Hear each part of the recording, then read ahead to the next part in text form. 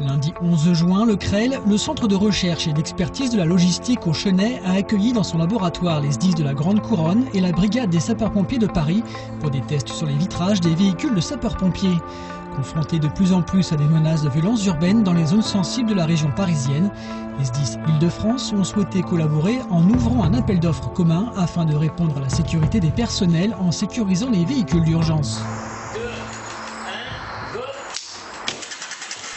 Le commandant Pierre-Yves Simon est à l'origine de cette démarche. L'objectif ce matin, c'était justement d'essayer d'uniformiser nos protections sur nos vitrages, nos véhicules, de manière aussi à, pourquoi pas, se rattacher à un appel d'offres, un groupement d'achat avec nos collègues de la police et de la gendarmerie, sachant que je pense qu'un pompier, au même titre qu'un policier, doit être protégé au même niveau sur l'intervention.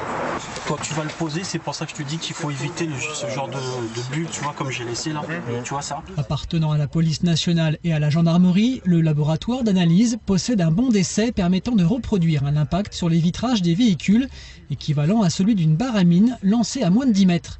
Les techniciens du service technique et logistique du SDIS étaient présents afin de pouvoir être formés à la pose de vitrages sécurisés. Pour le directeur du CREL, cet échange est une première et souhaite multiplier ses essais pour les sapeurs-pompiers. Aujourd'hui, les essais que nous avons faits, c'est une première, puisque nous avons testé les vitrages des véhicules de pompiers et nous espérons renouveler ces expériences parce que les pompiers sont exposés aux mêmes risques et aux mêmes menaces que les policiers et les gendarmes quand ils interviennent dans le milieu sensible, dans les cités, etc. Donc il faut qu'ils soient protégés à l'instar de leurs camarades policiers et gendarmes. Nous, au CREL, nous expertisons et nous contrôlons la qualité de ce que montent de manière conjointe les constructeurs et les carrossiers. Donc nous avons élaboré nos propres protocoles d'essai, qui sont des essais rigoureux, répétables, qui sont menés par une équipe scientifique spécialisée dans la dynamique des chocs, et nous arrivons à avoir des résultats extrêmement cohérents, et ainsi nous pouvons standardiser et tracer la qualité de la protection des véhicules pour la police et la gendarmerie.